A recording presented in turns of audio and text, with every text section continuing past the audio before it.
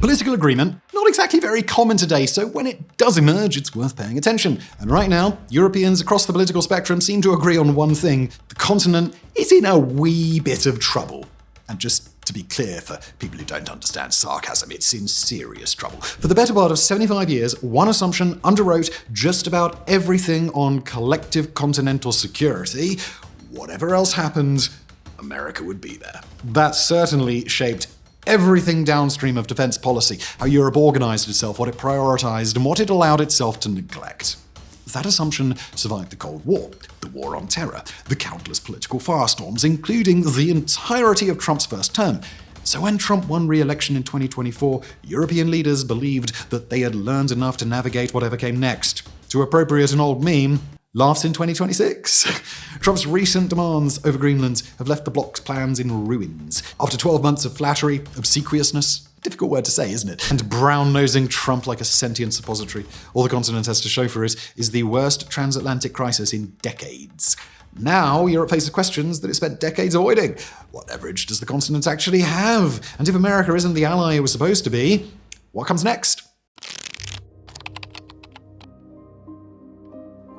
The post-war era offered Europe an arrangement that was, with the benefit of hindsight, almost too good to be true. American military power would guarantee European security, and in exchange, Europeans could turn their attention and their budgets toward building out generous welfare states and deepening economic integration with each other.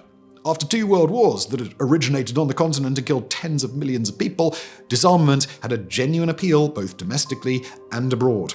NATO Secretary-General Lord Ismay summed up how this worked when he infamously said that the alliance was put together in order to keep the Russians out, the Americans in, and the Germans down. Now, that last part has almost been lost to history, but it helps explain how we got here. After being responsible for the start of 2 world wars, Berlin wasn't exactly trusted, to say the least.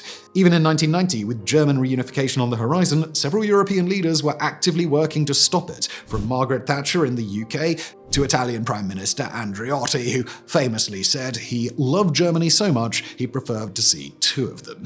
Essentially, the model was set up so Washington would handle the security burden, and Europe would focus on making sure the nationalism and militarism that had produced catastrophe twice in 30 years never returned. And let's be clear, this was long seen as a win for Washington too. Europe got defense, and the US in return not only got bases like Ramstein in Germany that allowed it to project power far into the Middle East or North Africa, but also a vast market into which it could sell American products. But as the Cold War receded and the threat of Russia faded under its kindly new leader Vladimir Putin, a dangerous idea took hold on the continent. That eternal peace was now assured. Defense budgets and military armaments shrank, and by 2010, most Western European countries were spending only a fraction of their Cold War-era budgets on their militaries. That's not to say they all laid down their arms en masse. Britain has maintained a relatively robust military, particularly in its navy, and France has the largest active military in the EU for decades until it was recently surpassed by Poland. And an obligatory shout-out here to the Eastern European nations like Finland that long maintained military readiness.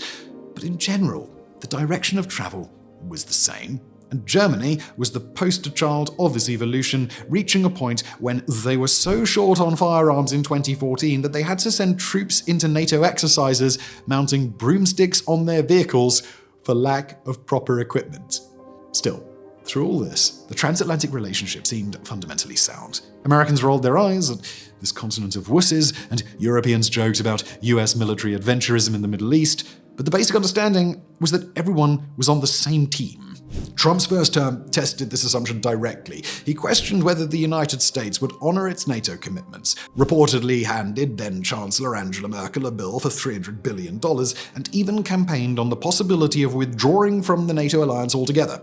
But throughout Trump 1, the system by and large held. Trump complained and he threatened, but American troops remained, and European capitals convinced themselves that this was leverage rather than a genuine threat to their collective security. By the time that Joe Biden took office and recommitted to the alliance, the relief across the continent was palpable. At least in the early days of his administration, the old America was back. Now that sentiment didn't last very long. A number of events early into Biden's administration rocked the foreign policy consensus that had long dominated much of European centre-right to centre-left politics. Russia's invasion of Ukraine undoubtedly took first place, but the disastrous US withdrawal from Afghanistan also shook foreign leaders' confidence in the still new Biden administration. By the time that Donald Trump won re-election in the fall of 2024, Europe largely knew it was in a bind, pressed by populist insurgencies, especially on the right, increasingly feeling abandoned nationally. Lacking better options, they chose pragmatically: manage Trump. The theory was relatively straightforward. Trump is infamous for loving flattery, values personal relationships, and could be talked down from some of his more extreme positions if he respected the people urging cooler heads to prevail. Various European leaders tried this to mixed results. Keir Starmer had what appeared to be initial success in his meeting with Trump when he invited the president to a royal state visit. Others were less prestigious in their approach. NATO Secretary General Mark Rutte leans into this to the point of creepiness, at one point calling Trump "daddy" at a summit. The second track of this flattery approach was a genuine commitment to rearm to deflate the attack that Europe was freeloading off of the US. Poland was spending more on defense as a percent of GDP than America. The Baltic states and Greece were spending over 3%. Only a small number of European countries, mostly long-term laggards such as Italy, Spain, Belgium, and Portugal, were failing to reach the 2% benchmark. Yet Europe's Trump strategy ultimately misread the problem. The conflict was less about tone or personal approach, or even actual military spending, and more about ideology. Vice President J.D. Vance made that clear at Munich in February of 2025 when he declared that the greatest threat to Europe wasn't Russia, but rather Europe's own policies on speech and migration. Now, we can argue all day about whether the accusation was fair. Certain European countries do have censorship policies that are egregious to American ears, but then Vance is part of an administration that has tried to force comedians off air and deported students for saying things his boss doesn't like, so, pot meat kettle. But the key point is that his speech showed the administration came to power with a fixed view of Europe, one that wasn't going to change. A view that said it was decadent, depraved, and perhaps even deserving of dismemberment. By the time this weekend that Trump escalated his Greenland demands into tariffs on 8 NATO allies, the flattery strategy had all but collapsed. In the aftermath, European leaders found themselves asking a question the alliance's founders never conceived possible. What happens when the threat comes not just from within the alliance, but from the continent's longtime security guarantor? Despite a rather uninspiring performance so far, Europe actually does have more leverage than it might appear. Once you get past the fact that NATO countries are moving troops to guard against the possibility of an American invasion, they don't exactly need to achieve total military superiority in order to offer a strong deterrent. Things may have changed substantially in the past few years, but the chance of the United States outright bombing or firing on NATO soldiers remains highly unlikely. Even if Trump does want Greenland badly enough to kill European soldiers, the blowback in domestic American politics would be so severe that he would be at risk from his own party. As Senator Rand Paul has told the press, "Around militarily invading Greenland, I've heard of no Republican support for that," end quote. That risk of political backlash genuinely buys time. Europe has also considerable economic leverage and seemed poised to deploy it. They've already prepared retaliatory tariffs on up to 108 billion euros of American goods. France, for its part, is pushing to go further and to activate the anti-coercion instrument, a legal tool approved in 2022 that implements broad across-the-board restrictions on countries engaging in economic blackmail. This would be a significant step up, bringing options including export controls to investment restrictions to outright blocking American firms from European markets entirely. It's never been used before, and some are concerned that it would provoke some rather unpredictable escalations from Washington. Others argue that that's entirely the point. If you're carrying a weapon, you have to be prepared to use it, and Trump has bet for quite some time that Europe wouldn't know how to fight back if you handed it a loaded gun and said, "Shoot me." Were such an instrument to be used, it could be bad news for the president. Trump has been bleeding support from his base since taking office over his handling of the economy, and the continued slowdown in hiring stateside has made the situation all the more of a vulnerability.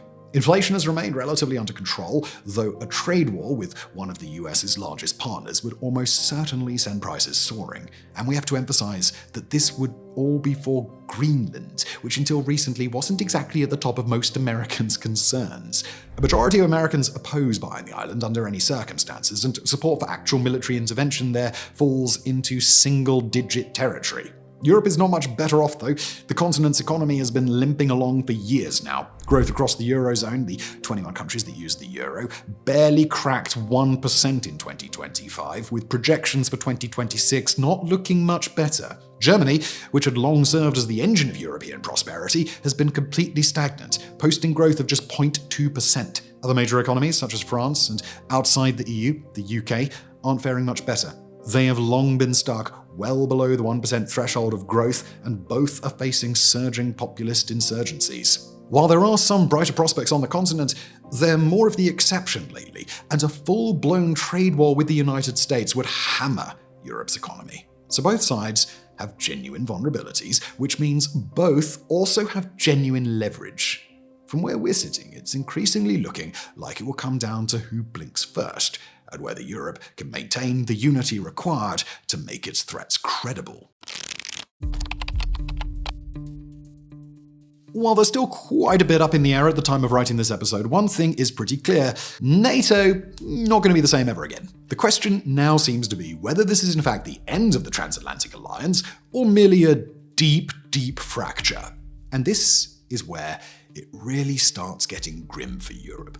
If the continent meaningfully responds to Trump and his threats of taking Greenland, it risks the president pulling out of NATO in a rage. But if it sits back and does nothing while one NATO nation attacks and occupies territory of another, well, that would kill the alliance just as definitively as an American withdrawal. As visiting fellow of war studies at King's College London, Shashank Joshi posted on X, quote, "Trump cannot say, 'Hand me Greenland and I really will defend the rest of NATO.' He can say, 'If you don't hand it over, I will not be able to abide by Article 5.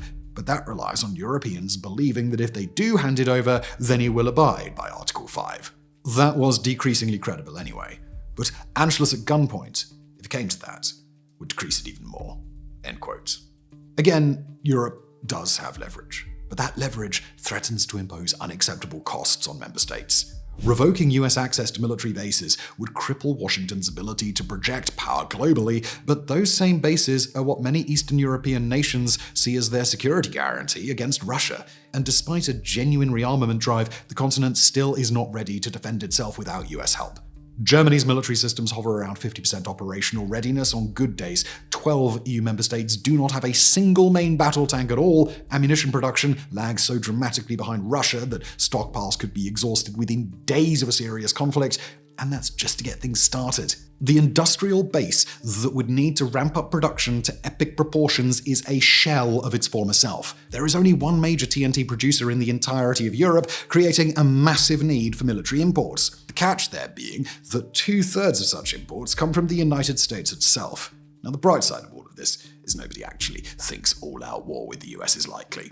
So, Europe does not need parity, or honestly, anything even close to parity with Washington in terms of military readiness. Rather, its only goal should be credible deterrence against Russia. Getting there will take time, perhaps a decade. And until that readiness is reached, Europe needs a new plan for dealing with Trump. After all, a full year of men like Keir Starmer and Mark Rutte fawning at the president's feet has produced nothing but tariff threats, humiliation, and crises. A full year of MAGA-aligned leaders like Italy's Giorgia Meloni attempting to play the bridge between Trump and Europe has led only to military threats against a NATO ally. Polling has shown that for months, the European public resents its leaders kowtowing to Trump. But so long as that fawning worked, the continent's elite could tell themselves it was worth it. Now, we have the spectacle of our leaders crawling up Trump's sphincter and gaining nothing in return but a great big mouthful of shit.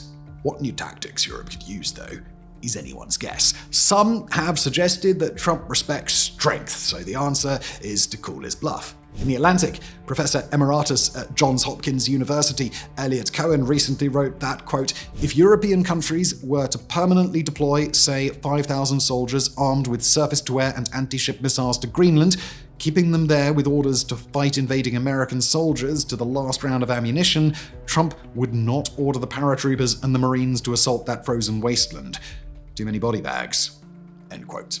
But for a continent worried it cannot fend for itself, that is a hell of a gamble. And those worries are exactly why Trump may keep escalating against the nations that have been US allies for decades, that have sent their sons and daughters to die in Washington's Middle East adventures. In this president's worldview, there is no greater sin than weakness.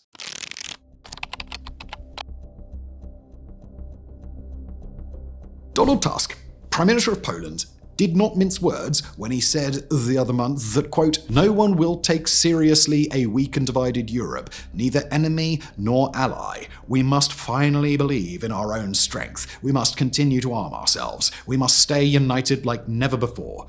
Otherwise, we are finished." End quote. And the key word there increasingly seems to be ally, not enemy. For decades, European leaders operated on the assumption that America might be frustrated with the continent, might gripe about free riding, but they'd never actually abandon it. The alliance was simply too important, the shared values too deep. NATO was, after all, an American project, and had earned the status of the most successful military alliance on Earth. But beneath the surface, cracks were already spreading. After all, it was Barack Obama who initiated the pivot to Asia, refocusing the US away from Europe. And while the winding down of NATO would have been much more gradual under literally any other conceivable president, the divergence of America and Europe's long-shared path may just have been inevitable. The truth is that Europe spent decades telling itself a story about how the world worked, that institutions had genuine binding power, and that through deepening integration, the Americans would be there when it mattered. If that story isn't completely over, then it's certainly faded considerably, and the window for building something to replace it isn't infinite. The kind of military independence that Europe would need to shrug off Trump's blackmail will take years to construct. The continent has time. Not much time, but some. There are French soldiers in Greenland right now, scanning the Arctic landscape for a threat that we can almost guarantee they never thought they would be monitoring for when they enlisted. The threat of hostile US forces intent on seizing NATO territory at the whim of a mad king, exacting revenge for what he believes was a slight by Norway's Nobel Prize Committee. US forces, just like those French troops have trained with, who have now been given orders to kill Europeans. Whether that image represents the beginning of a genuine transformation of European defense abilities, or just another moment that fades once the immediate pressure lifts, is the question that will define the continent's security for generations to come. Thank you for watching.